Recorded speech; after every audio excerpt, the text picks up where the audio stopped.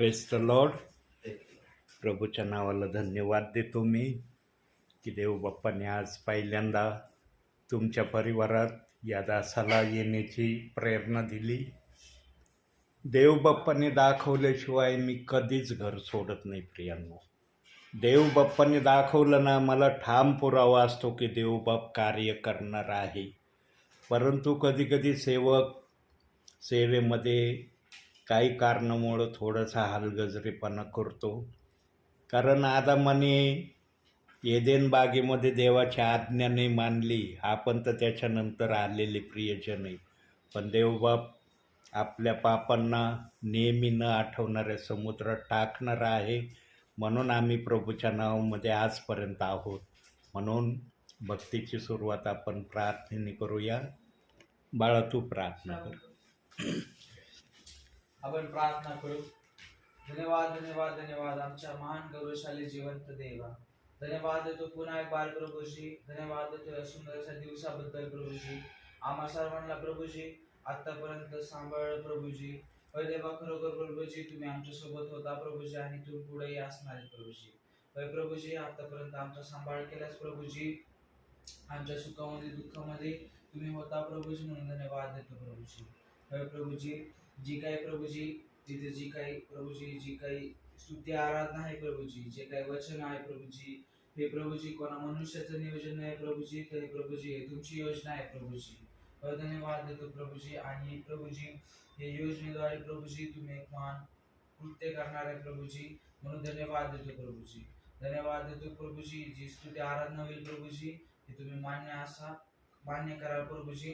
आणि प्रभूजी स्तुती आराधनेद्वारे प्रभूजी आम्हा सर्वांना तुम्ही ब्लेस करा प्रभूजी. धन्यवाद देतो आणि इथून पुढचा सर्व वेळ येशूच्या नावात मागतो म्हणून तुम्ही ऐका. आमेन. आपण गीतांच्या द्वारे प्रभूचा गौरव करूया. काढा गीत.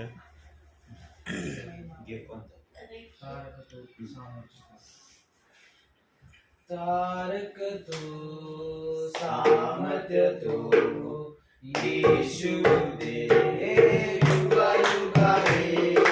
तारक तो सामर्थ्य तो येशू दे युग युग हे. आहा हालेलुया. होसाना हालेलुया.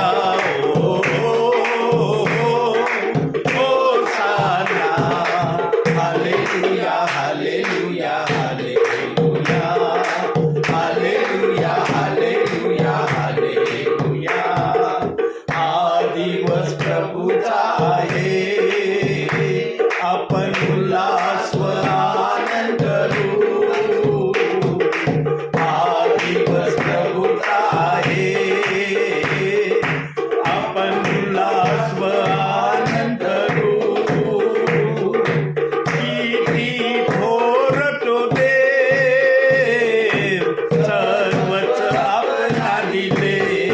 हालेलुया. किती सर्व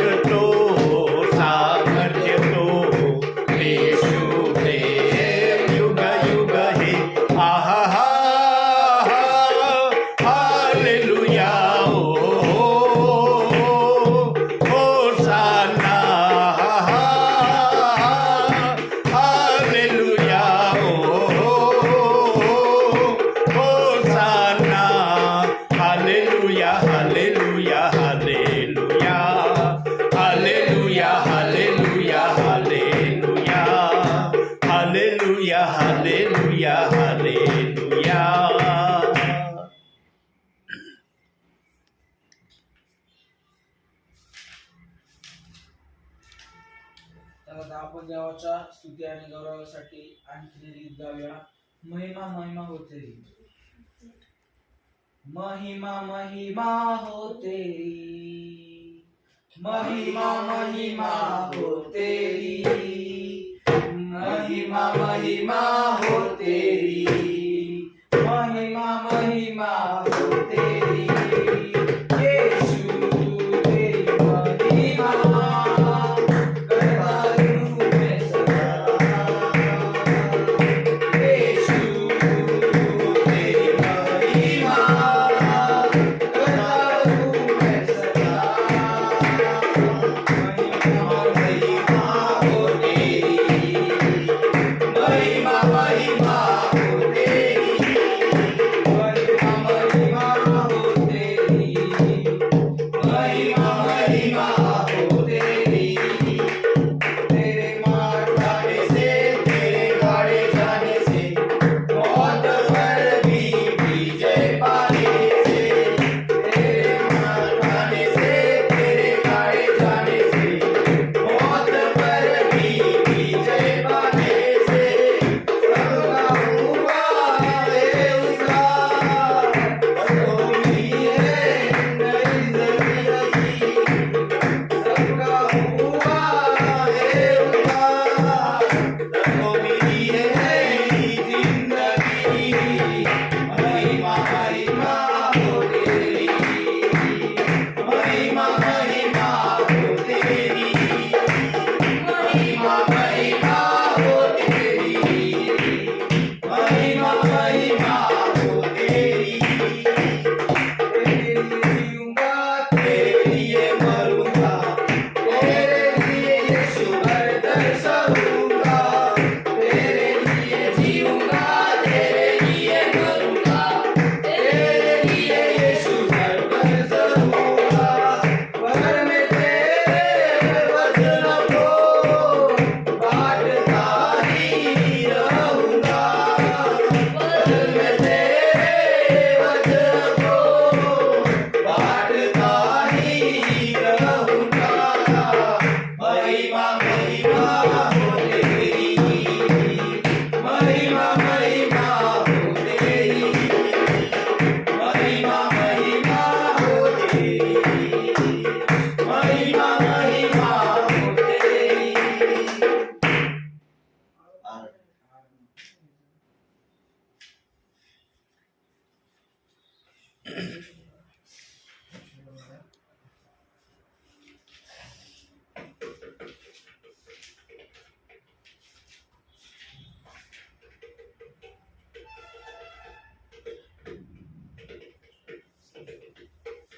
चला तर आपण देवाच्या आराधनेमध्ये जाऊया. आपण आपले नेत्र झाकूया. आपण त्याला समर्पण करूया. आपण यीशु बुला रहा, यीशु बुला रहा, तेरा नाम ले लेकर तुझे यीशु बुला रहा, यीशु बुला रहा, यीशु बुला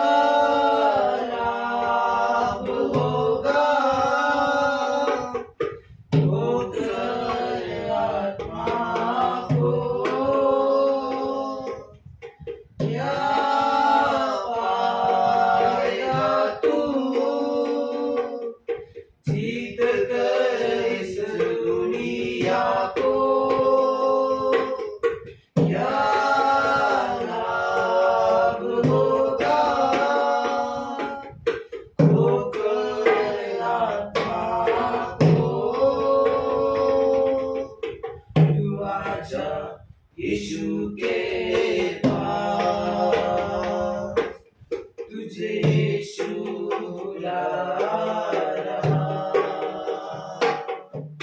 तू आजा यीशु के पास, तुझे यीशु बुला रहा, यीशु बुला रहा, यीशु बुला रहा, नाम ले लेकर तुझे यीशु बुला रहा, चोर आया चोरी करने, घात हत्या करने, यीशु आया जीवन देने, बहुतायत का जीवन देने, चोर आया चोरी करने, घात हत्या करने, यीशु आया जीवन देने, बहुतायत का जीवन देने, तू आजा यीशु के पास, तुझे यीशु बुला रहा, तू आजा यीशु के पास, तुझे यीशु बुला रहा, यीशु बुला रहा, यीशु बुला रहा, तेरा नाम ले लेकर तुझे यीशु बुला रहा, तुझे यीशु बुला रहा।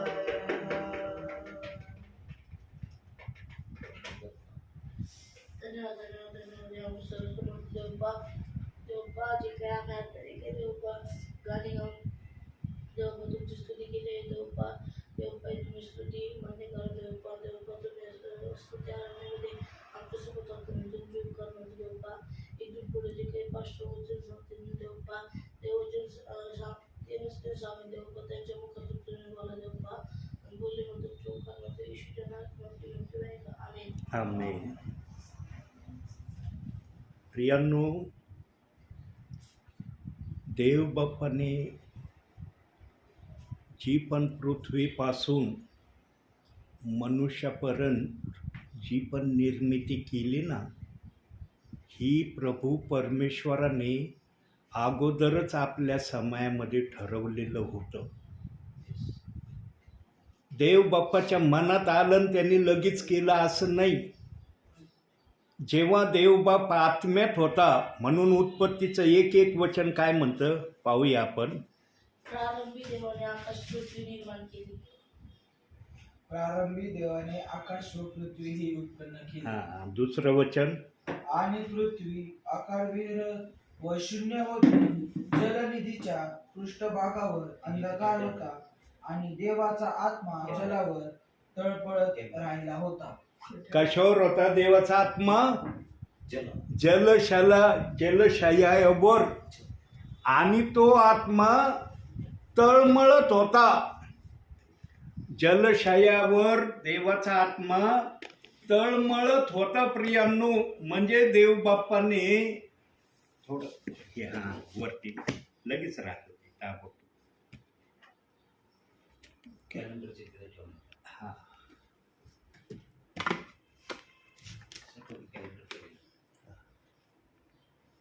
बस बस बस.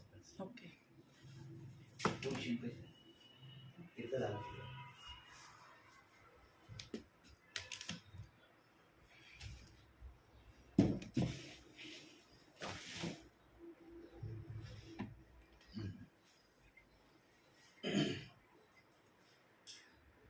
जलाशयावर देवाचा आत्मा तळमळत होता असं वचनात सांगितलं.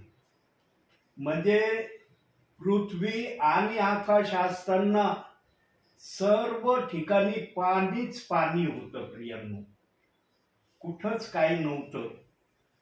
पण पाण्यावर एक फुटबॉलच्या तरफ देव बाप्पाने या पृथ्वीला कशा प्रकारे ठेवलंय ते देव बाप्पाला माहिती. आजपर्यंत पृथ्वी हालती का? भूमिकंप होता तो भाग वेगळा आहे, काही ठिकाणी होतो भूमिकंप, परंतु पृथ्वी पूर्णपणे देवाच्या नियंत्रणामध्ये जशी प्रभूने ठेवली तशीच पृथ्वी आहे. म्हणजे देव बाप्पाने जी योजना केली होती ना आपल्या समायामध्ये, जेव्हा वाचनाची जडणघडण करण्याची त्याच्या मनामध्ये इच्छा आली होती, त्या समायामध्ये देव बाप्पाने ठरवलं होतं की लुसिफरने मला स्वर्गामध्ये निराश केलं आहे. सर्वात प्रिय पुत्र त्याचा लुसिफर होता प्रियांनो, सर्वात प्रिय पुत्र होता स्वर्गामध्ये.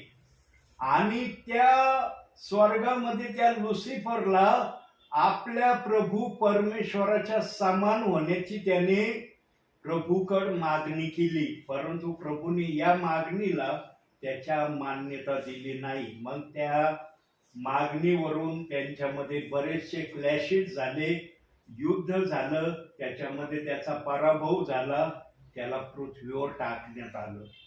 प्रियांनो, जगिक बापाचा मुलगा जर बापापासून दूर गेला तर बापाला कसं होतं ना ते त्या बापालाच कळतं आणि त्या आईलाच कळतं की आपला मुलगा आपल्यापासून दूर गेल्यावर कशा प्रकारच्या वेदना त्यांच्या हृदयामध्ये होतात, शरीरात होतात, ते त्यांच्याशिवाय दुसऱ्याला समजू शकत नाही.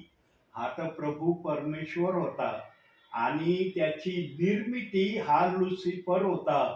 जेव्हा या लुसिफरने आपल्या निर्मात्याला अशा प्रकारे घात करण्याच्या प्रवृत्तीमध्ये तो उतरला, तेव्हा ज्याने निर्मिती केली त्यालाच कळतं की निर्मात्याच्या हृदयाला किती वेदना झाल्या.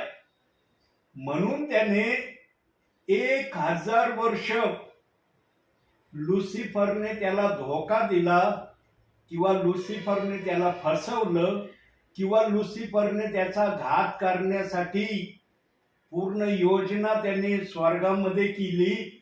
या गोष्टीवर पडदा पडावा किंवा या गोष्टीचा प्रभू परमेश्वराला विसर व्हावा म्हणून त्याने आपल्या प्रतिरूपाचा मनुष्य बनवण्याचं ठरवलं. आणि जेव्हा मनुष्य बनवण्याचं ठरवलं तेव्हा त्याने सर्व विश्व ही बनवण्याचं आपल्या मनामध्ये योजना केली. बघा, 6व्या दिवशी मनुष्याला देव बाप्पांनी घडवलं. 5 दिवस त्याने अख्ख्या सृष्टीची निर्मिती केली. जे जे आमच्या नेत्राला आज दिसत आहे ते सगळं प्रभू परमेश्वराच्या शब्दाने निर्माण झालेलं आहे. पण मनुष्य एक असा आहे की त्याला घडवण्यासाठी, बनवण्यासाठी प्रभू परमेश्वराला आपल्या पवित्र हाताने मातीचा आपल्या स्वरूपाशी सदृश्य असा मनुष्य बनवावा लागला. आणि जेव्हा जीवनी श्वास त्याच्या नाकपुडीमध्ये फुंकण्यात आला तेव्हा तो जीवधारी झाला. म्हणजे देवाचा आत्मा आमच्या या श्वासामध्ये आहे. कारण या श्वासामुळं जागवा का किती बलवान मनुष्य असू द्या, ताकदवर असू द्या, त्याचा श्वास गेला, संपला. म्हणता येतं का कुणाला की माझा श्वास जरी गेला तरी मी जिवंत राहतो, मी मरत नाही? म्हणता येतंय आज कोणाला? जेवढे पशु पक्षी जे काही निर्माण झाले त्यांचा पण श्वास बंद झाला, ते पण समाप्त होतात, मरतात. आपला पण श्वास बंद झाला, आपणही समाप्त होतो. परंतु देव बाप्पाने आपल्या मनामध्ये योजना बनवली आपल्या समयात की मी 1000 वर्ष मनुष्याकडून आपली स्तुती आराधना करून घेईन. मी त्या स्तुती आराधनेने लुसिफरने जे मला दुःख दिलं, ज्या वेदना दिल्या, जे माझं मन त्यांनी कटू केलं त्याला मी फ्रेश करण्यासाठी मनुष्याकडून 1000 वर्ष, एक दिवस म्हणजे 1000 वर्ष मनुष्याकडून स्तुती आराधना करून घेईल. पण याही प्रक्रियेमध्ये लुसिफरने हस्तक्षेप केला. आज आमच्या ख्रिस्ती बनवणाऱ्या प्रियजनांना ना एदेन बागेमध्ये पाप झालेलं आहे हे मान्य आहे, पण एदेन बागेमध्ये पाप केव्हा झालं ना हे कोणालाच सांगता येत नाही. मी अनेक सेवकांना सेविकांना विचारलं, म्हणलं एदेन बागेमध्ये आदामाने आज्ञाभंगाचं पाप केलं मान्य, पण हे आज्ञाभंगाचं पाप आदामाने केव्हा केलं? तेव्हा सर्वजण आठवले आणि त्यांचे चेहरे गंभीर झाले आणि ते म्हणले, नाही, याचं वर्णन बायबलमध्ये केलेलं नाही की आदामाने केव्हा पाप केलं. प्रियांनो, बायबलमध्ये आदामाने केव्हा पाप केलं याचं वर्णन आहे, पण ते गुजात आहे, रहस्यात आहे. ते उघडरित्या देव बाप्पाने आमच्या समोर ठेवलेलं नाही. म्हणून देवाचं वचन आत्म्याने लिहिलेलं आहे ना, आम्ही मान्य करतो ना की वचन आत्म्याने लिहिलेलं आहे. म्हणून ज्यांना देवाचा आत्मा आहे तेच सांगतील की एदेन बागेमध्ये आदामाने कितव्या वर्षी फळ खाल्लं, आणि त्याचा पुरावा बायबलमध्ये शब्दशः वचनातून देव बाप्पाने ठेवलाय. आता बघूया एदेन बागेमध्ये आदामाने कितव्या वर्षी फळ खाल्लं. त्यासाठी काढूया एक वचन आपण, 2 पेत्र 3 अध्याय 8 वचन. पहिलं बघूया, प्रभू 1000 वर्षाकरताच आला होता का आणखी जास्त वर्षाकरता आला होता? पहिले पेत्र 3 अध्याय 8 वचन. 3 अध्याय 8 वचन. तरी प्रियजन हो, ही एक गोष्ट तुम्ही विसरू नका की प्रभूला एक दिवस 1000 वर्षासारखा आहे आणि 1000 वर्षे एका दिवसासारखी आहे. म्हणजे इथं क्लिअर होतंय की देवबाप फक्त एक दिवसाकरता आला होता, म्हणजे 1000 वर्षाकरता या जगामध्ये आला होता. आणि एदेन बागेमध्ये जेव्हा आदाम निर्माण झाला, जेव्हा तो देहधारी झाला, तेव्हापासून आदामाच्या वयाची गिनती सुरू झाली. मनुष्याला निर्माण करण्यासाठी किंवा मनुष्य तयार करण्यासाठी प्रभू परमेश्वराला 1000 वर्ष लागले.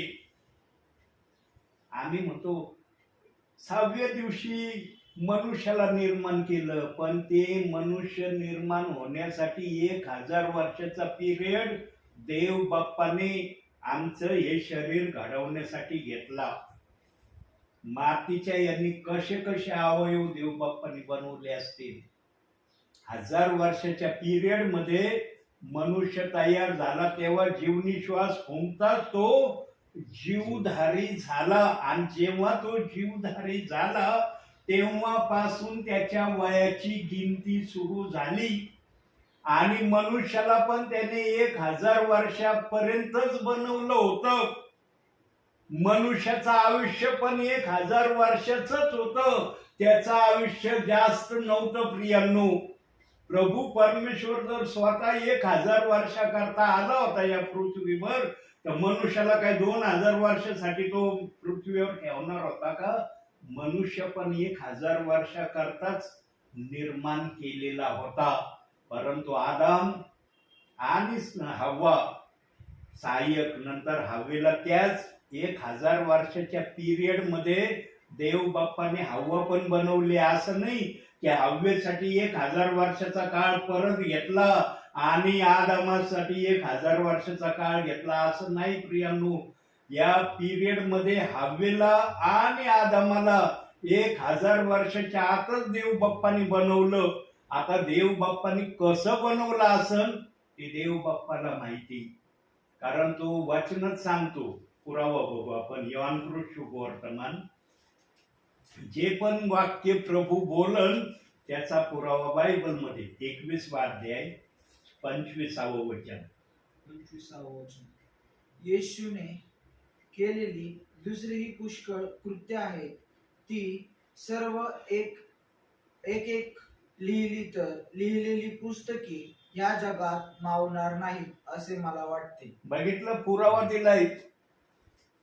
आमच्या नजरेमध्ये जुना करार आणि नवा करार हे 2 विभाग आहेत, पण प्रभूच्या नजरेमध्ये जुना करार नवा करार एकच आहे. प्रभूच्या नजरेमध्ये 2 नाही, आमच्या मध्ये 2 आहे. जुना करार 1 भाग, नवीन करार 2 भाग. आम्ही म्हणतो, प्रभू परमेश्वर असं म्हणत नाही. म्हणून प्रभू परमेश्वरांनी काही घटना सुरुवातीच्या घटना शेवटी दिल्यात, शेवटीच्या घटना मध्ये दिल्यात आणि मधल्या घटना सुरुवातीला ठेवल्यात. आणि त्याचा पुरावा दिला यशाया. याचा पण पुरावा बघू. या शब्दाचं जे आता तुम्ही ऐकलं याचा पण पुरावा 28वा अध्याय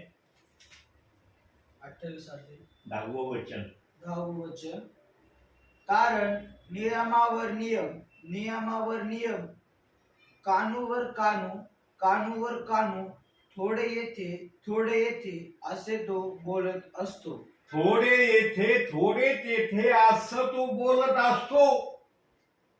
त्याने एका लाईन मध्ये आपलं वचन ठेवलं नाही प्रियांनो. एका लाईन मध्ये जर त्याने वचन ठेवलं असतं ना, तर सैतानाने बायबल मध्ये हात घालून काढून नेलं असतं.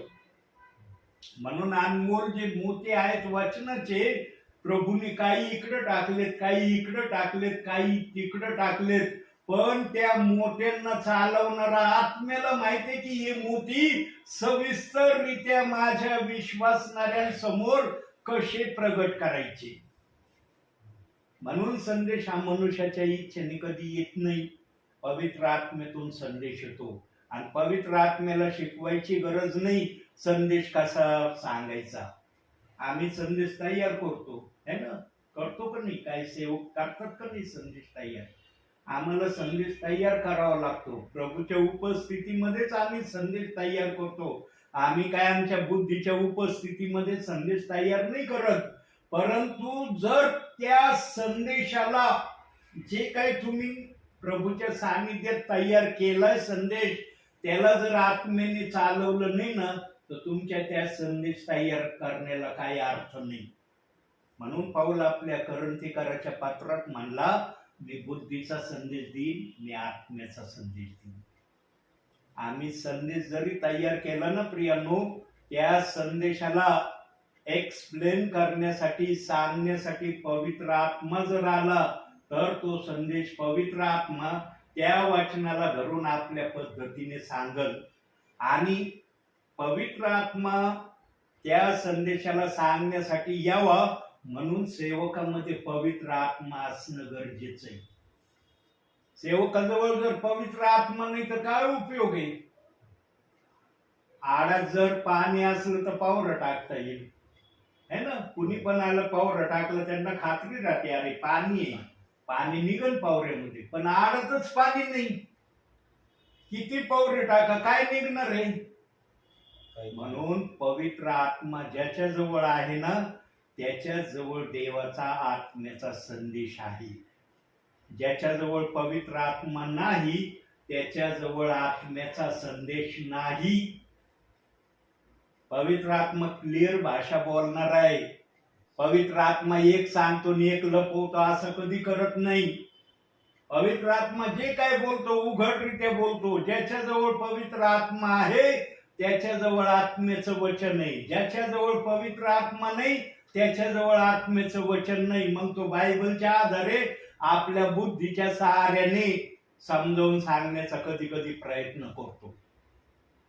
बुद्धीचं सांगणं आणि आत्म्याचं सांगण्याच्यात फरक दिसतो प्रियांनो. जे ऐकणारे असतात ना, त्यांना ताबडतोब कळतं, अरे बोलणारा बुद्धीचं बोलतोय का आत्म्याचं बोलतोय.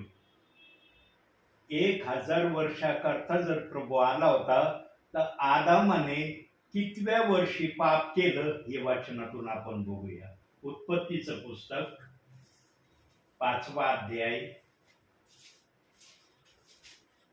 5वं वचन. आदाम एकंदर 930 वर्षे जगला, मग तो मरण पावला. का बरं आदम 930 वर्ष जगला? प्रभू परमेश्वराने 1000 वर्षाचं आयुष्य आदामाच्या नावे लिहिलं होतं. मग देव बाप्पाने आदामाचं 70 वर्ष कमी का केले? काय कारण आहे देव बाप्पाने 70 वर्ष त्याचे कमी केले? प्रियांनो, त्याने 70व्या वर्षी 70 जेव्हा त्याचं वय होतं त्यावेळेस हवेच्या सांगण्याने त्या झाडाचं फळ खाल्लं. मधल्या ज्या झाडाचं फळ खाण्याविषयी प्रभू परमेश्वराने आदामाला सांगितलं होतं, त्या झाडाजवळ जाऊ नको, त्याला शिवू नको, त्याचं फळ खाऊ नको, ही जी आज्ञा आदामाला प्रभू परमेश्वराने एदेन बागेत दिली होती, ती आज्ञा त्याने 70व्या वर्षी मोडली. म्हणून त्याचे 70 वर्ष प्रभूंनी कमी केले. 930 वर्षाचं आयुष्य त्याला या भूतालावर दिलं. ते 70 वर्ष त्याने प्रभूंनी कमी केले, म्हणजे त्याने प्रभूची आज्ञा भंगाचं पाप 70व्या वर्षी केलं. म्हणून प्रभूंनी गिनतीमध्ये त्याचं वय 70 वर्ष कमी ठेवलं. हे आहे आदामाने एदेन बागेमध्ये आज्ञाभंग केलेल्या पापाचं खरा पुरावा. हे कोणाला सांगता येत नाही, कारण आत्मा असलं तर सांगेन ना. हे वचन सर्वजण वाचतात. आदाम एकंदर 930 वर्ष जगला, नंतर तो मरण पावला. 1000 वर्ष का नाही जगला? प्रभू परमेश्वराने त्याला 1000 वर्षासाठी बनवलं होतं. 1000 वर्ष तो का नाही जगला? कारण त्याने 70व्या वर्षी देवाच्या शब्दाच्या विरोधात पाप केलं, आज्ञाभंग केली, आणि जे जगात आणायला नव्हतं पाहिजे ते त्याने जगात आणलं, असं बायबल आम्हाला सांगतं. म्हणून रोमकाराच्या पत्रामध्ये एक शब्द दिलाय आदामाविषयी. पाहूया आपण. रोमकाराचं पत्र 5वा अध्याय 12वं वचन. बघा तिथं काय लिहिलंय आदामाविषयी.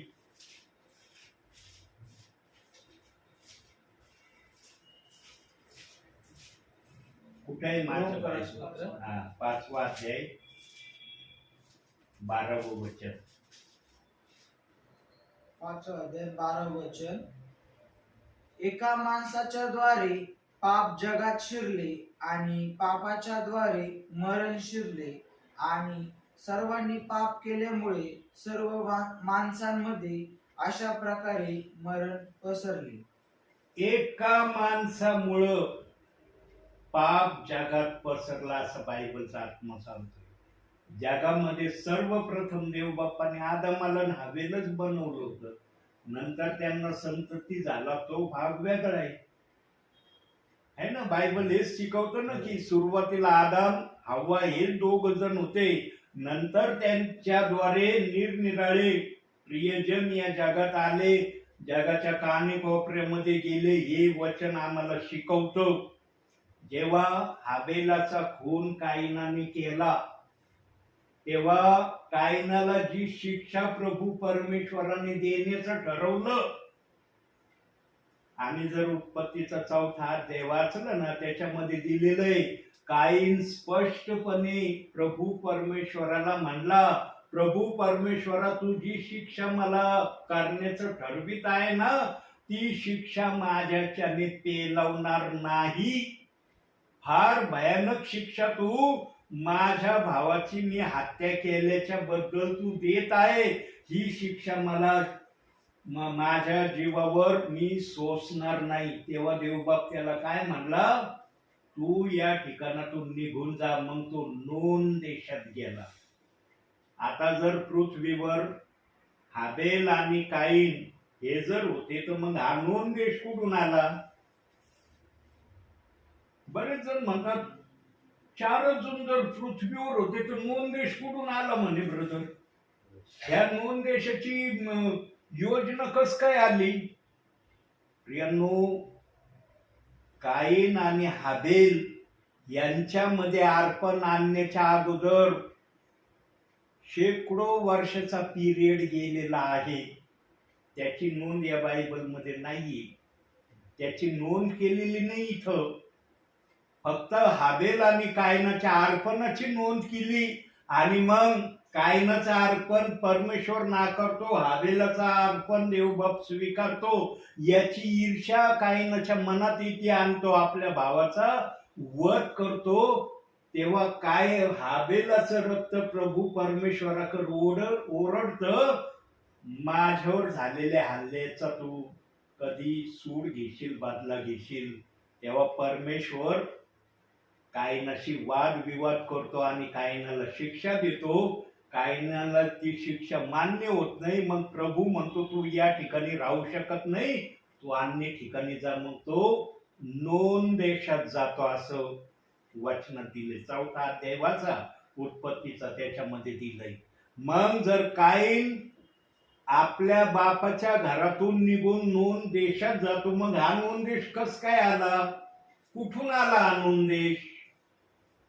याचं रहस्य हे आहे की यांच्या अर्पणाच्या अगोदर शेकडो वर्ष गेलेले आहेत आणि शेकडो वर्षामध्ये आदाम आणि हव्वा यांच्यामधून सर्व उत्पत्ती आलेली. का नोन देशासाठी वेगळी उत्पत्ती आणलेली का कुणी? म्हणता येईल का वेगळी उत्पत्ती निर्माण झाली तिथं? प्रियानो, देवाचं वचन गहन वचन आहे. देवाच्या आत्म्याशिवाय ते वचन सांगू शकत नाही कुणी. याच्या अगोदर अनेक जणांची त्या ठिकाणी उत्पत्ती झालेली आणि त्या ठिकाणी पण एक देश म्हणून किंवा प्रियजन म्हणून तो देश होता आणि त्या देशात हा कायन गेला आणि तिथं तो वस्ती करून राहिला. मग तिथल्या सगळ्या चालीरीती संस्कृतीमध्ये तो समरूप होऊन तो त्याच देशाचा सदस्य झाला. हे आहे बायबलचं सांगणं.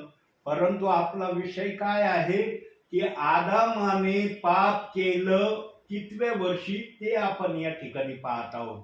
प्रियांनो, देवाने जर आपल्या इच्छेने उत्पत्तीला आपल्या मनामध्ये तयार केलं होतं ना, त्या उत्पत्तीला आदामाने आज्ञाभंगाच्या पापाने प्रभूला निराश केलं. म्हणून जिथं 1000 वर्ष प्रभू राहण्याकरता आला होता, 7000व्या वर्षामध्ये आम्ही सध्या चाललो. कितव्या वर्षात चाललो? 7000व्या वर्षाच्या 2026व्या वर्षात आम्ही चाललो. 2026 म्हणजे या अगोदर 4000 वर्ष होऊन गेलेत.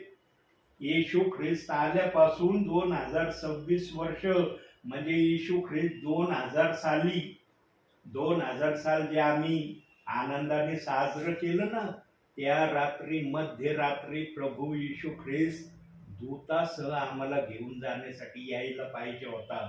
कारण जसं 2000 वर्ष एंड झालं तेव्हा 7000व्या वर्षाला प्रारंभ झाला.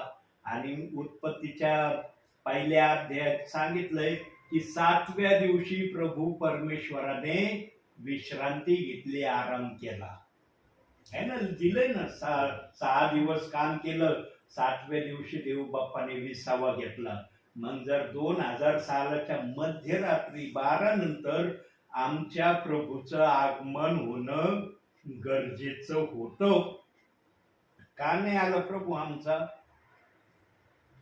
काय अडचण होती प्रभूला येण्यासाठी?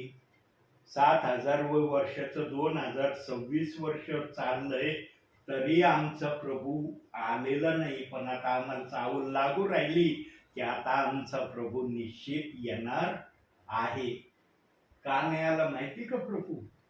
कारण 2000 सालापर्यंत मध्यरात्रीपर्यंत जेवढे प्रियजन प्रभूच्या राज्यात यायला पाहिजे होते तेवढे प्रियजन प्रभूच्या राज्यात आलेले नव्हते.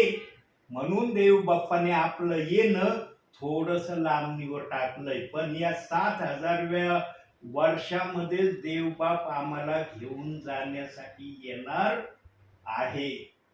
आज बघा पृथ्वीच्या कानाकोपऱ्यामध्ये जागा राहिली का? राहिली का जागा? जो आदमाला एदेन बागेत आशीर्वाद दिला होता ना प्रभू परमेश्वराने, आशीर्वादित व्हा, फलद्रूप व्हा, पृथ्वी व्यापून टाका. पृथ्वी आता मनुष्याने व्यापली गेलेली आहे. जवळपास किंचितचा काही ठिकाणचा भाग राहिला असेल शेष, की तो अजून मनुष्याने व्यापलेला नाही. पण जवळपास सगळी पृथ्वी आता मनुष्याने व्यापून टाकलेली आहे. म्हणून जेव्हा नवीन करारात काय म्हटलेलं आहे, जे नोहाच्या काळात होत होते तेच पुत्राच्या काळामध्ये होईल. नोहाच्या काळामध्ये पण लग्न करून देत होते, लग्न करून घेत होते, घर बांधित होते. पुत्राच्या समयात चाललंय का नाही हेच आज बघतो ना आम्ही, जिकडे तिकडे बिल्डिंग बांधल्या जातात. आहे का वेगळं काही? आजही लग्न करून दिलं जातंय, लग्न करून घेतलं जातंय का नाही? म्हणजे नोहाच्या काळात जे होत होतं तेच पुत्राच्या काळामध्ये होत आहे. आणि या समयामध्ये पुत्राचं आगमन होणार आहे, हे योएल संदेशाने आत्म्याच्या द्वारे सांगितलेलं आहे. म्हणून तो म्हणला, शेवटल्या अंतिम समयामध्ये मी माझ्या आत्म्याचा वर्षाव तरुण तरुणीवर करील, वृद्धांना स्वप्ने पडतील. अशा तऱ्हेचं योएल 2:28 वचनामध्ये योएलनी म्हटलेलं आहे. प्रियांनो, देवाच्या आत्म्याला कुठं काय लिहिलंय, कसं लिहिलंय हे चांगल्या प्रकारे माहित आहे. तुम्हाला मला सांगता येणार नाही. जेव्हा आम्ही बुद्धीने म्हणू ना, बायबलला मी बुद्धीने सांगण्याचा प्रयत्न करेन, कधीच बुद्धी आम्हाला आत्म्यासारखं सांगू शकणार नाही. आत्मा बोलायला अडखळत नाही, घाबरत नाही, थरथरत नाही. पण बुद्धीने जेव्हा आम्ही सांगायला लागू ना, आम्हाला एखादा शब्द एखादा आठवणार नाही. बोलताना आमचा थरकाप होईल, किंवा आमची तोतरी वळल, किंवा अन्य काय होईल. पण पवित्र आत्मा जेव्हा बोलेल तेव्हा या घटना मुळीच होणार नाही. प्रियांनो, जो मनोगत प्रभू परमेश्वराच्या मनामध्ये पृथ्वीवर आदाम हव्वेच्या द्वारे प्रभूने मनात ठेवला होता, तोही मनोगत आदामाने भंग केलेला आहे. त्याही मनोगताला आदामाने भंगतेमध्ये नेलं. म्हणून प्रभू परमेश्वराला आपला एकुलता एक पुत्र राखून न ठेवता तो आमच्यासाठी या पृथ्वीवर देहाने पाठवण्याची गरज पडली. पण तो पवित्र आत्म्यातून आमच्यासाठी आला. आणि त्याने जे काही केलं ते आपल्या सर्वांना माहित आहे. आज जो कोणी येशू ख्रिस्ताच्या नावामध्ये आहे त्याला पाप क्षमा मिळालेली आहे. त्याच्या नावावर तारण हा शब्द देव बाप्पाने त्याला दिलेला आहे. फक्त आम्ही ते तारण टिकवून ठेवतो का? त्या तारणामध्ये आम्ही व्यवस्थित चालतो का? त्या तारणाच्या विरोधात आमचं वागणं होतंय का? हे होऊ नये म्हणून हे पवित्र शास्त्र दिलंय आम्हाला. हे वाचा, म्हणजे तुम्ही प्रभूमध्ये व्यवस्थित तुमचं चालणं होईल. पण आज काही प्रियजन पवित्र शास्त्राला वाचित नाही. काही जण तर पवित्र शास्त्राला स्पर्श देखील करत नाही. प्रियांनो, हे पवित्र शास्त्रामध्ये जो कुणी स्वतःला ठेवीन ना, त्याला प्रभू परमेश्वराबरोबर स्वर्गामध्ये राज्य करण्याची संधी मिळणार आहे. जर आम्ही या पवित्र शास्त्रामध्ये राहिलो नाही, या वचनाप्रमाणे आमचं आचरण जर प्रभूला दिसलं नाही, आम्हाला कदापिही स्वर्गामध्ये देवबाप येऊ देणार नाही. मनुष्य इतका पुढे गेलाय प्रियांनो, त्याने बायबलच्या वचनाला दोष लावायला सुरुवात केली. हे वचन बरोबर नाहीये, हे वचन आपल्यासाठी नाहीये. मग कुणासाठी ते? कुणासाठी ते वचन? प्रेषितांची कृत्य 2 अध्याय 38 वचन आपल्यासाठी नाही, मग कुणासाठी ते? मनुष्यासाठी नाही, मग कुणासाठी लिहिलंय ते? काही जण म्हणतात हे वचन कुणासाठी माहिती का? ज्यांनी येशू ख्रिस्ताला वधस्तंभावर खिळून मारलं ना, त्यांच्यासाठी आहे. ठीक आहे, त्यांच्यासाठी आहे ना. मग जे खिळून मारणारे होते ते आहेत का जगामध्ये आजच्या समयाला? म्हणता येईल का ज्यांनी येशू ख्रिस्ताला मारलं ते आजही जगात आहेत? दिसतात का आम्हाला? ते जर दिसत नाही, पण देवाचं वचन आजही बायबलमध्ये दिसतंय. जर ते लोक निघून गेले तर मग ते वचनही बायबल मधून जायला पाहिजे होतं ना. त्या लोकांसाठी जर ते वचन होतं, ज्यांनी मारलं त्यांच्यासाठी होतं, मग त्यांची प्रक्रिया संपली म्हणजे ते वचनही निघायला पाहिजे होतं ना बायबल मधून. पण ते बायबल मध्ये आजही आहे. कशासाठी ते बायबल मध्ये? काय जण म्हणतात आम्हाला ते वचनाचं काय करायचं नाही, ते आहे बायबल मध्ये, आम्ही मानतो. नुसतं मानतो म्हणायला अर्थ नाही. ते का ठेवलंय देवाने हे जाणणं गरजेचं आहे. कोणी प्रार्थनाच करत नाही. त्या वचनाचा रेफरन्स घेऊन देव बाप्पाकडे कळवळ्याच्या आत्म्याने हाकच मारित नाही.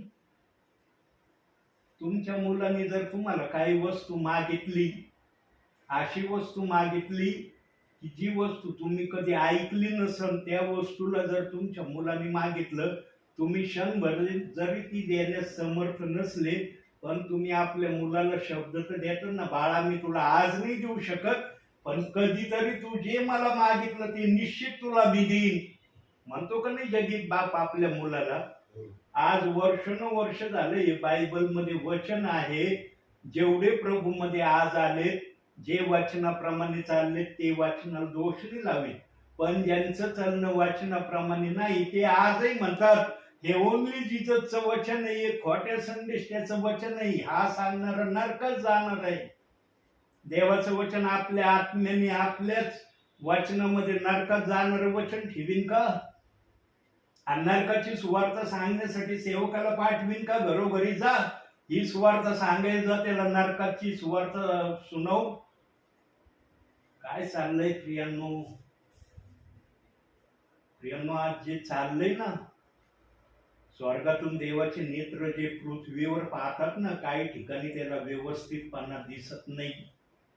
वचनाचा आदर काहींच्या हृदयात दिसत नाही. एक शब्द काढूया आपण. मत्तेकृत शुभवर्तमान 5वा अध्याय 18वं वचन वाच बाळा. 5वा अध्याय 18वं वचन.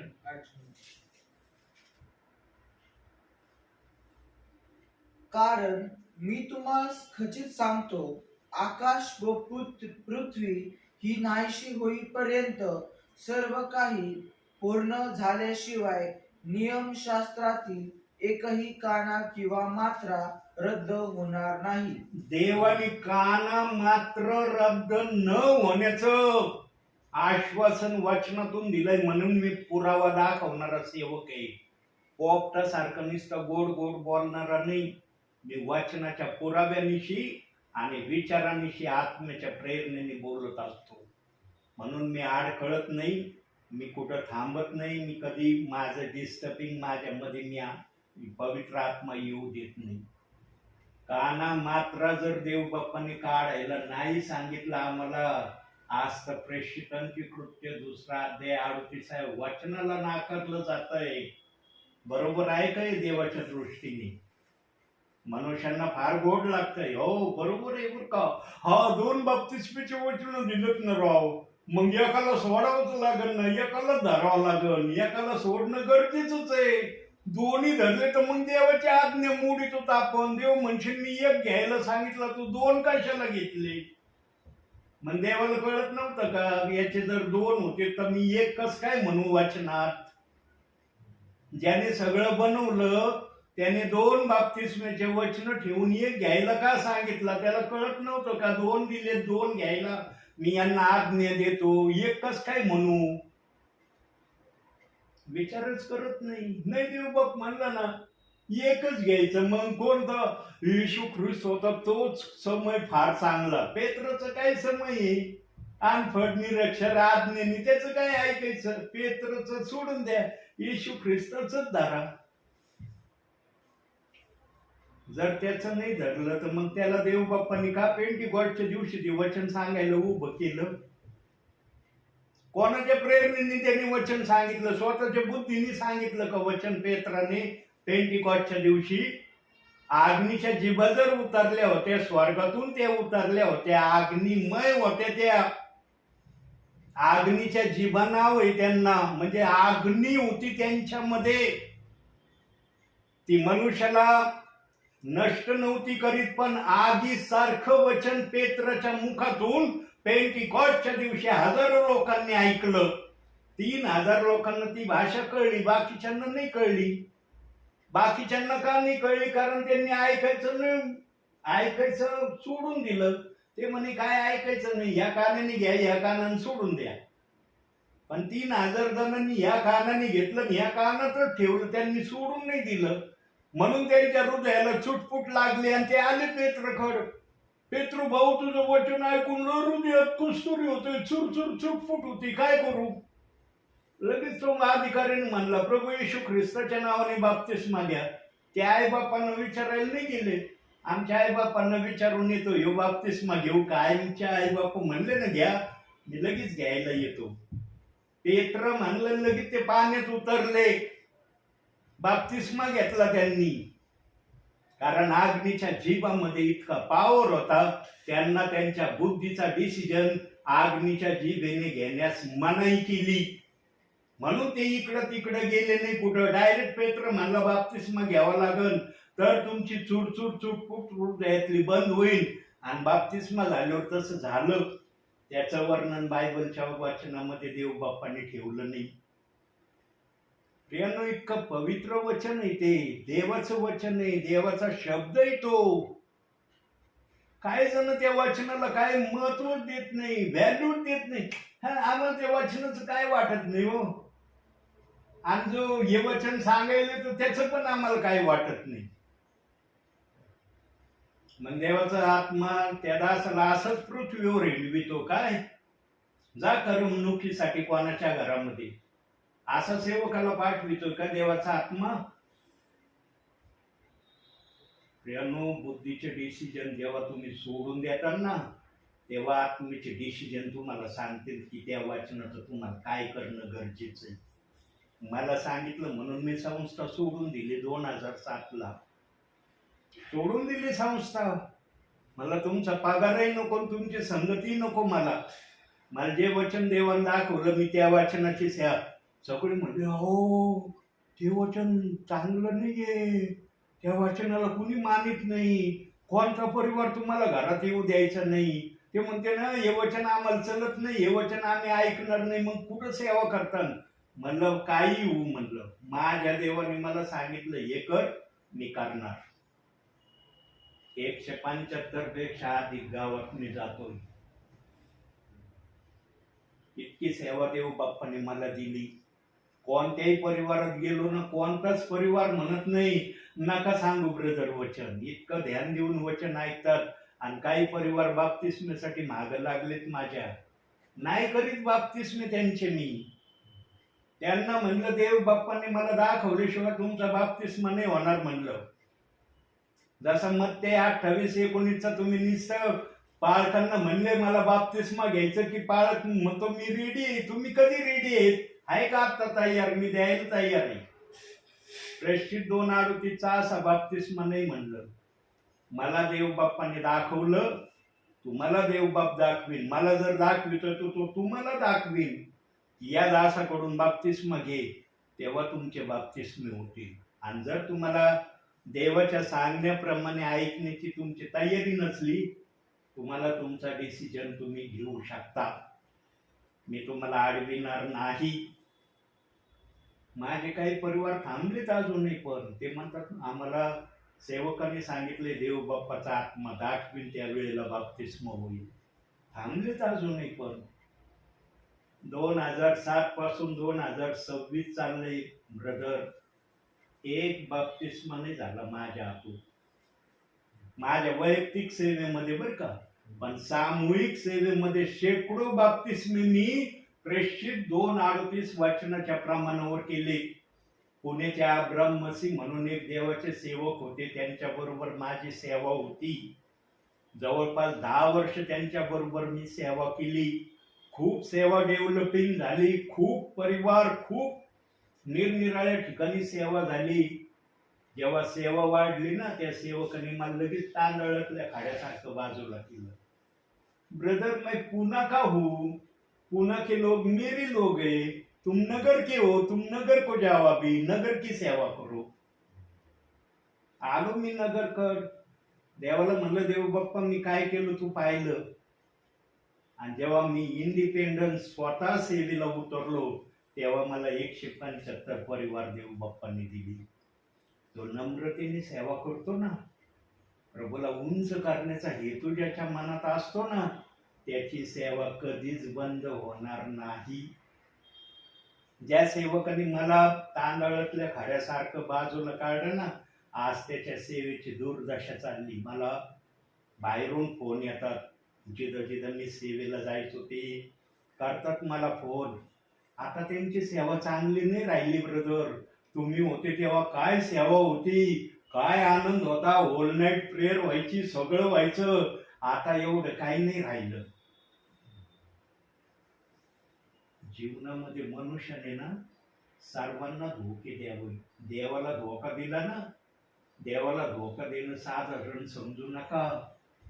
आणि देवाचा वचनाचा विरोध करणं काय तुम्ही सोपं समजता काय? सोपं समजतं देवाच्या वचनाचा विरोध करणं?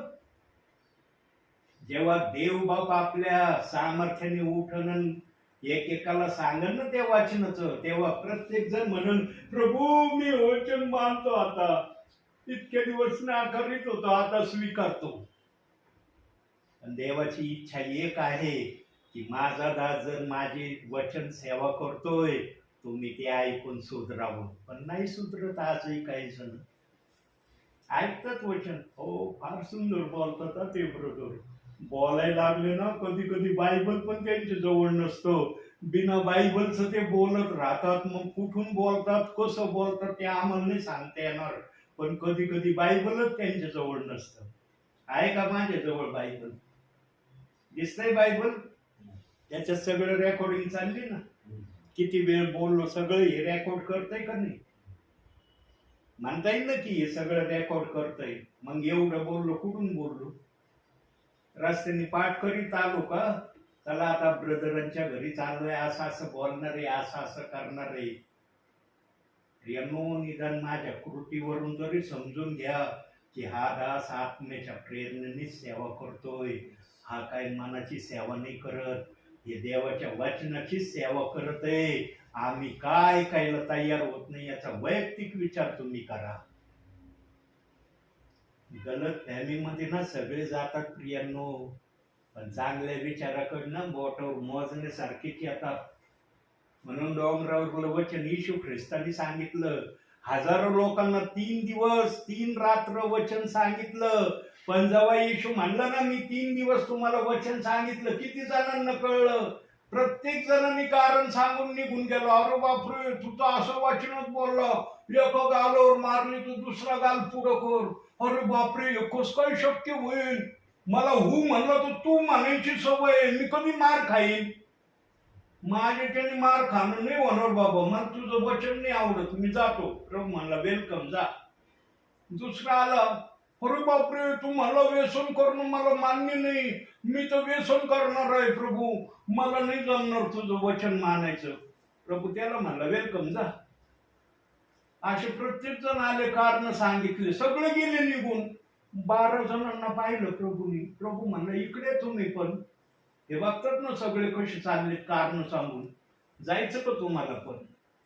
तेव्हा शिमोन पेत्र म्हणला, जीवनाची आत्म्याची वचन आपणा जवळ आहे, आम्ही कुठं जायचं? तेव्हा प्रभू येशू ख्रिस्तांनी ओळखलं, स्वर्गातल्या पित्याने माझ्या या सेवकाला, माझ्या या विश्वासणाऱ्याला शब्द दिला. तेव्हा प्रभू म्हणला आजपासून तुम्ही माझे 12 शिष्य. नंतर ते 12 विश्वासी होते पूर्वी, पण जेव्हा प्रभूंनी त्यांना शिष्य नाव दिलं तेव्हा ते 12 शिष्य झाले. ऐकायला महत्व असतं म्हणून एक वचन बघू आपण. 1 शमूएल 15वा अध्याय 22वं वचन. बघा बरं काय लिहिलंय तिथं. 1 शमूएल 15वा अध्याय 22वं वचन.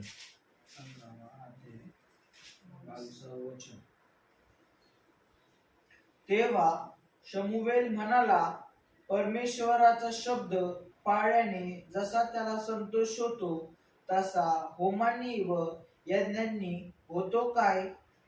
पहा, यज्ञापेक्षा आज्ञा पाळणे बरे एडक्याच्या चरबीपेक्षा वचन ऐकणे बरे. काय बरे? वचन ऐकणे. वचन ऐकणे बरे, नुसतं बरे नाही, तसं करणं पण गरजेचं आहे. काही जण ऐकतात वचन पण करीत नाही. काय उपयोग आहे ते ऐकायचा? मग आमच्यामध्ये ना ऐकण्याची वृत्ती नाहीये, म्हणून शिष्यांसारखी सेवा आमच्याकडून झाली नाही. निरक्षर अनपढ लोकांनी, हजारो लोक एक एक मीटिंग मध्ये त्यांच्या देवाच्या राज्यात आले. आम्ही पण आज सेवा करतो. आमच्याकडून 10 लोक प्रभूच्या राज्यात आणत नाहीत. आम्ही ते प्रत्येक मीटिंगला हजारो लोक देवाच्या राज्यात आणत होते. तेव्हा देवाच्या राज्याची घोषणा पण झालेली नव्हती. शास्त्री, सदुकी, परुषी आणि याजकगण यांच्या नियंत्रणामध्येच लोक राहायचे. त्यांच्या नियंत्रणातले लोक या शिष्यांनी देवाच्या राज्यात आणले. म्हणून या चारपंथीय लोकांना चिंता पडायची. हे जर असं प्रभूचं कार्य करत राहिले, अख्खं यरुशलेम येशू ख्रिस्ताच्या नावावर विश्वास ठेवील. म्हणून ते 12 शिष्यांचा विरोध करायचे. येशू ख्रिस्ताच्या नावाने बोलू नका, येशू ख्रिस्ताच्या नावाने चमत्कार करू नका. पण हे 12 शिष्य त्यांचं ऐकत नव्हते. ते पण म्हणायचे, आम्ही देवाचं ऐकायचं का माणसाचं ऐकायचं, याचं आम्हाला उत्तर द्या. पण हे चारपंथी लोकांना एवढूशा एक अनपढ पेत्राच्या प्रश्नाचं उत्तर त्यांना देता येत नव्हते. एवढे ज्ञानी विद्वान होते ते. कारण देवाच्या सामर्थ्याचा शब्द ना साधारण शब्द नसतो, त्याच्यामध्ये पॉवर असतो, पॉवर. आणि त्या पॉवरचा सामना मनुष्य कधीच करू शकत नाही. त्यामुळे जोपर्यंत विश्वासणारा प्रेषितांची कृत्य 2 अध्याय 38 वचनाला हलक्यामध्ये ठेवील ना, तोपर्यंत त्याला त्या वचनाचं महत्वच कळणार नाही. पण जेव्हा विश्वासणारा त्या वचनाला म्हणन ना, अरे हे देव बाप्पाचं वचन आहे, जसे बाकीचे वचन लिहिले तसंच हे वचन आहे, तेव्हा देवाचा आत्मा त्या विश्वासणाऱ्याला किंवा सेवकाला त्या वचनाची महती काय आहे, त्या वचनाचा अर्थ काय आहे समजावून सांगत. पण आजचे नाही, तो नाही मानित, मी नाही मानित, तू नाही मानित, मी नाही मानित, असं करत करत साऱ्या जगामध्ये त्या वचनाची न मानण्याची निंदा पसरली. यानो देवाच्या वचनाचा नाकार करणं साधारण समजू नका. त्याच्या वचनाचा नाकार करणं म्हणजे तुम्ही स्वर्गात जायला इन्कार करण्यासारखं आहे. शेवटी एक वचन बघू आणि मग मी थांबतो आता. प्रगटीकरण 22वा अध्याय 18-19. या पुस्तकातील संदेश वचने ऐकणाऱ्या प्रत्येकाला मी निश्चयपूर्वक सांगतो की जो कोणी ह्यात भर घालील त्याच्यावर या पुस्तकात लिहिलेल्या पीडा देव आणि जो कोणी या संदेशाच्या पुस्तकातील वचनातून काही काढून टाकील त्याचा वाटा या पुस्तकात वर्णन केलेल्या जीवनाच्या झाडातून व पवित्र नगरीतून देव काढून टाकील. बघा देवाने काय आज्ञा दिली, याच्यात घालू नको, याच्यातून काढू नको. हा देवाचा शब्द आहे, हा काय माझा शब्द नाही. तिथं मी नाही लिहिलं ते वचन, देवाच्या आत्म्याने लिहिलंय. देवाच्या आत्म्याला त्याच्या समाज दिसलं होतं, अरे मी 2 बाप्तिस्मेचे वचन ठेवणार आहे, एकाला धरणार आहे, एकाला सोडून देणार आहे. म्हणून प्रगटीकरणाच्या शेवटच्या अध्यायाच्या शेवटच्या काही वचनाच्या वर हे वचन ठेवलंय देव बाप्पांनी. म्हणजे पवित्र शास्त्र एंडिंग होण्याच्या काही अंतरावर हे वचन ठेवलंय की माझ्या वचनाला नाकारू नका, माझ्या वचनाला काढू पण नका. आहे तसं जसं मी ठेवलंय तसं स्वीकारा, तसं माना, तसं करा. किती जण करते बोलताना म्हणते आम्ही नाही बायबलच्या कोणत्या वचनाला नाकारित नाही. जेव्हा मी म्हणतो ना नाही नाकारित तुम्ही, मग प्रेषितांची कृत्य 2 अध्याय 38 वचनाविषयी काय मत आहे तुमचं? नाही ना ब्रदर, ते करणं नाही जमणार आम्हाला. मग बोलता कशाबद्दल तुम्ही की आम्ही बायबलच्या कोणत्याच वचनाला नाकारित नाही? सगळ्या अनुभवातून आदास गेलाय. सगळे अनुभव घेतलेत मी विश्वासणाऱ्यांचे. तुम्ही नाकारित नाही ना, मान्य. जेव्हा ते सांगितलं हे वचन आहे का तुमच्या, याच्याबद्दल काय तुमचं म्हणणं आहे? नाही नाही ब्रदर, हे वचन नाही स्वीकारलं जाणार. फार धन्य समजा ब्रदर, तुम्ही स्वतःला देव बापू उतरून आलाय. मी काय आज आहे उद्या नाही, हा देह आज आहे उद्या नाही, या देहाची गॅरंटी नाहीये. पण ज्या देवाची मी सेवा करतो तो देव तुमच्या घरात आलाय. आज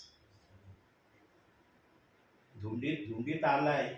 मला तर माहिती नव्हतं तुमचं घर, तुम्ही एक्झॅक्टली कुठं राहतात.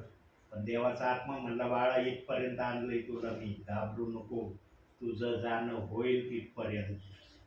देवाने आणलं मला, कारण देवाच्या इच्छेने असल्यावर सगळं होय आहे. माणसाच्या इच्छेने असलं ना मग त्याची गॅरंटी नाही देता येत होय होईल म्हणून. मी देवाच्या नावाने सेवा करतो ना, म्हणून देवाने माझे सगळे रस्ते मोकळे केलेत. इतक्या गावात मला नेलंय ना, जिथं मला त्या गावाचं नाव माहिती नव्हतं तिथं देव बाप्पाने मला सेवेला नेलंय आणि सेवा केली. ते प्रियजन साक्षीला आहेत, खरंच हे दास आमच्यापर्यंत आले.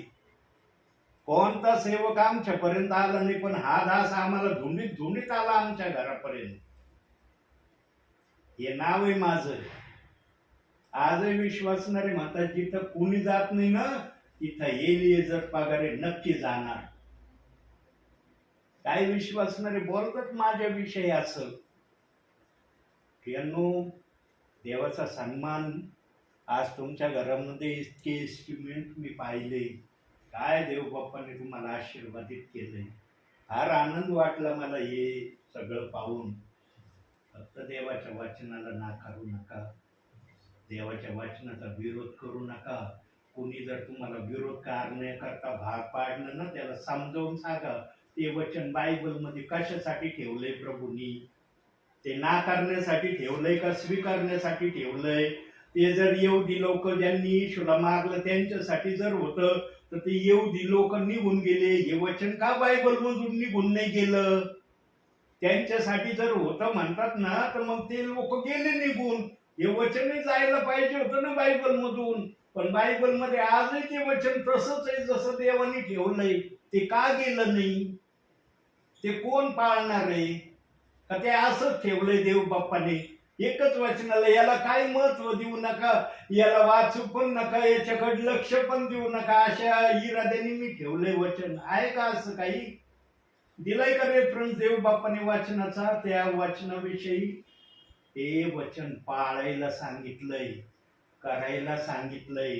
पेंटिकॉस्टच्या दिवसानंतर जी सेवा यायला पाहिजे होती त्या सेवेला पेत्राने दाखवून दिलंय. म्हणून प्रेषित आणि संदेष्टाच्या पायावर आम्ही रचिलेले आहोत. मुख्य कोणाशीला प्रभू येशू ख्रिस्त आहे. दिलंय ना इफिस 2:20 मध्ये वचन. प्रेषित आणि संदेष्टाच्या पायावर जर आम्ही उभे आहोत, त्यांनी जर पाया घातलं त्या इमारत बांधण्याचं काम आम्ही करतो. इमारत कधी बांधली जाईल? जर वचनाला धरून चाललं तर इमारत उभी राहील ना. वचनाचा नाकार केला तर इमारत राहील का उभी? विचारच करत नाहीत आज विश्वासणारे. बोलताना म्हणतो तो आम्ही प्रेषित संदेष्ट याच्या पायावर रचिलेले आहे. मग वचनाचा विरोध कोणत्या अधिकाराने चाललाय? प्रेषित संदेष्टांनी सांगितलं का त्या वचनाचा विरोध करा? प्रियांनो, हाच वेळ आहे. प्रभूचा समय सुरू झाल्यावर किती पण गिडगिडले, किती पण ऊर बडवले, किती पण प्रभू समोर उलथे पालथे पडले ना, प्रभूला काही फरक नाही पडणार. प्रभू म्हणशील मी तुम्हाला समय दिला होता, अंतिम समय ठेवला होता मी तुम्हाला सुधारण्यासाठी. शेवटचा समय ठेवला होता की या समयात तरी माझे विश्वासणारे, माझे सेवक ऐकून वचनाप्रमाणे करतील. पण तुम्ही नाही केलं. आता काय फायदा माझ्या समोर ऊर बडवून रडून हे करून?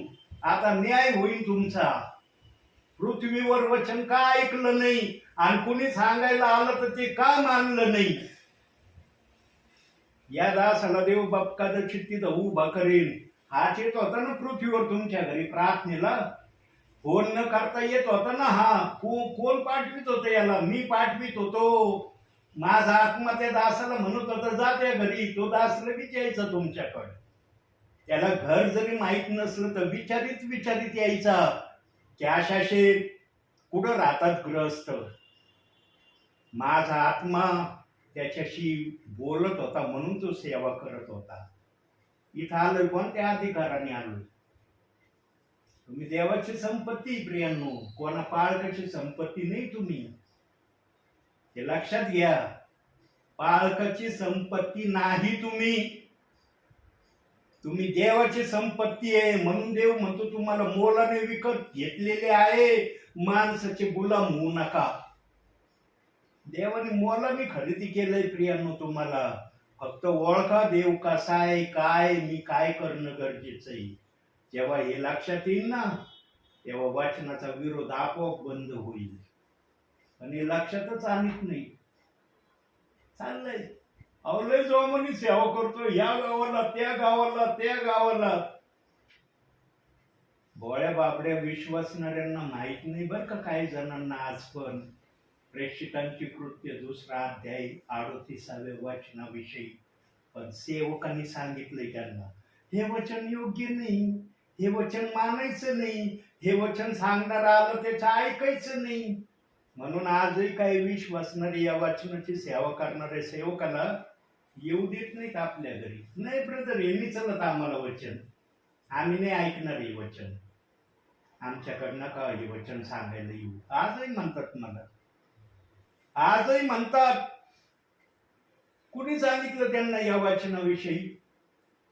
त्यांना माहित होतं का? सेवकांनी माहिती करून दिली. नका ऐकू हे वचन. नाही ऐकत काही जण.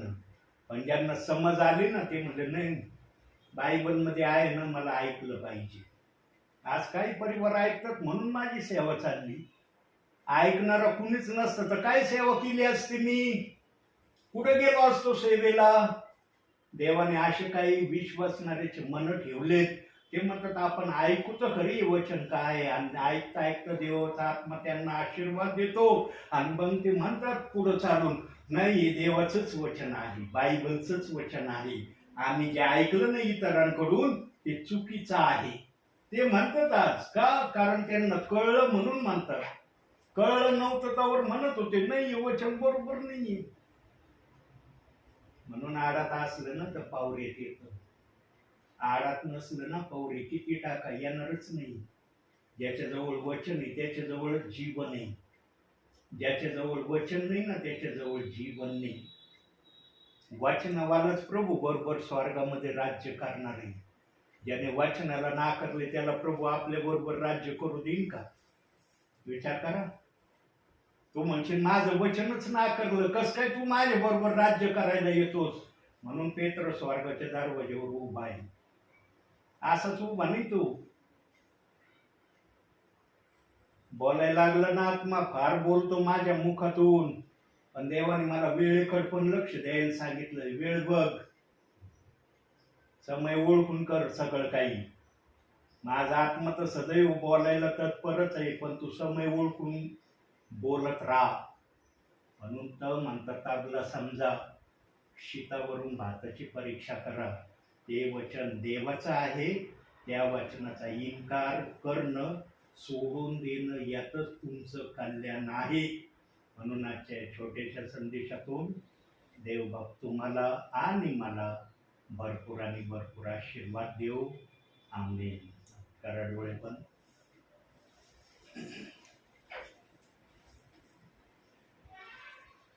चार 5 सेकंद आपण शांत राहूया प्रियांनो.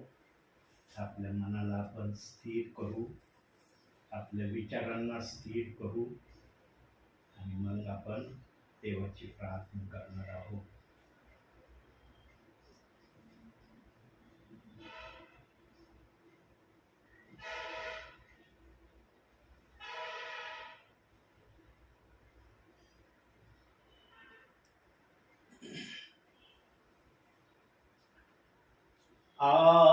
पवित्र आत्मा मेरे दिल में आ,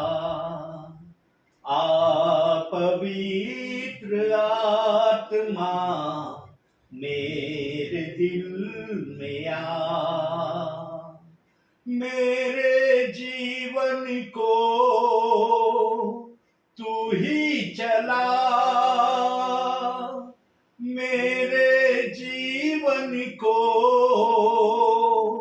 तू ही चला। पवित्र आत्मा मेरे दिल में आ, पवित्र आत्मा मेरे दिल में आ। टूट गया हूँ मैं, जीवन का क्या है भरोसा, टूट गया हूँ मैं, जीवन का क्या है भरोसा। धोखे पे धोखा है सारा जहां, जाऊं तो जाऊं कहाँ, जाऊं तो जाऊं कहाँ। पवित्र आत्मा मेरे दिल में आ, पवित्र आत्मा मेरे दिल में आ। मेरे जीवन को तू ही चला, मेरे जीवन को तू ही चला। पवित्र आत्मा मेरे दिल में आ, पवित्र आत्मा मेरे दिल में आ, मेरे दिल में आ। आपल्यासाठी शेवटची प्रार्थना बंधू करतील. आपण प्रार्थना करू. सर्व समर्थ सेनाधीश आमच्या प्रभू परमेश्वर बाप्पा, होय बाप्पा, आम्ही आभार मानतो या समयाबद्दल. होय बाप्पा, जी काही स्तुती आणि आराधना झाली बाप्पा ते तुम्ही मान्य करून घेतलेले बाप्पा, तुमचे आम्ही आभार मानतो बाप्पा. जे काही वचन तू आमच्यासाठी दिलेलं आहे बाप्पा, त्या वचनाप्रमाणे आम्ही चालावं, त्या वचनाप्रमाणे आम्ही वागावं म्हणून आम्हाला तू साह्याने मदत कर बाप्पा. होय बाप्पा, आमच्या अंतकरणाचा, आमच्या मनाचा, आमच्या बुद्धीचा तुम्ही ताबा घ्या प्रभू. होय बाप्पा, सर्व वाईट गोष्टीपासून, सर्व वाईट विचारांपासून या वचनाप्रमाणे चालत असताना होय बाप्पा, सैतानाने हे वचन आमच्या हृदयातून, आमच्या मनातून हिरावून न घेता बाप्पा, होय बाप्पा, तुझ्या वचनाप्रमाणे आम्ही चालावं म्हणून आम्हाला तू साह्याने मदत कर बाप्पा. होय बाप्पा, विशेष करून मागतो तुझे दास बाप्पा, त्यांना तू इथपर्यंत घेऊन आलेला आहेस बाप्पा. हे जे वचन तू आमच्यासाठी त्यांच्याकडून, त्यांच्या मुखातून तू आमपर्यंत पोहोचवलेलं आहेस बाप्पा, तुझे आमचे आभार मानतो बाप्पा. होय बाप्पा, खरोखर विशेष करून या दासावर तुझा विपुल आणि मोठा आशीर्वाद पाठव बाप्पा. होय बाप्पा, ते तुझी सेवा करत असताना, फिरत असताना बाप्पा लागणारं ज्ञान, बुद्धी, शक्ती आणि सामर्थ्य, होय बाप्पा, सर्व आर्थिक गरजा, होय बाप्पा, तुझ्या भांडारातून त्यांना होईल. होय बाप्पा, तुमचे आम्ही आभार मानतो बाप्पा या समयाबद्दल. विशेष करून ज्या ज्या ठिकाणी ते सेवा करत आहेत बाप्पा, त्यांचं जाणं येणं तू सुख्या निरोगी ठेव बाप्पा. आणि बाप्पा, सदोदित तुझे देवदूतांचे पहारे तू त्यांच्या भोवती असू दे बाप्पा. होय बाप्पा, या कुटुंबासाठी तू जे काही आशीर्वाद देऊन आलेला आहेस बाप्पा आणि ते आम्हाला ब्लेस केलेलं आहेस बाप्पा, आम्ही विश्वास ठेवतो बाप्पा या वचनाद्वारे आम्हाला आशीर्वाद मिळालेला आहे बाप्पा. होय बाप्पा, तुझे दास इथून परतत असताना बाप्पा, त्यांच्या घरी जात असताना बाप्पा, वाटेतील सर्व विघ्न आम्ही नासुरीशीच्या नावामध्ये धमकावतो. होय बाप्पा, त्यांचा प्रवास सुखाचा आणि निरोगी कर आणि सुखरूप आपल्या घरी त्यांचं पोहोचव बाप्पा. होय बाप्पा, इथून पुढचा सर्व वेळ आम्ही तुमच्या हातामध्ये देत आहे. येशू ख्रिस्ताच्या नावात मागतो म्हणतोय बाप्पा, आमेन. हे आमच्या स्वर्गातील बापा, तुझे नाव पवित्र मानले जावं, तुझे राज्य येवो, जसे स्वर्गात तसे पृथ्वीवरही तुझ्या इच्छेप्रमाणे हो. आमची रोजची भाकर आज आम्हास दे, आणि जसे आमच्या ऋणासून सोडले आहे तसेच आमचे ऋणी आम्हास सोड, आणि आम्हास परीक्षेत आणू नकोस, तर आम्हास वाईटापासून सोड. कारण की राज्य, सामर्थ्य आणि गौरव ही सर्व काळ तुझीच आहे. आमेन. प्रभू येशू रक्त की जय, प्रभू येशू रक्त की जय, प्रभू येशू रक्ताचा जय जयकार असो. आमेन. धन्य येशू नाम, धन्य येशू नाम, धन्य येशू नाम सर्व काळ. धन्य येशू नाम, धन्य येशू नाम, धन्य येशू नाम सर्व काळ. आमेन.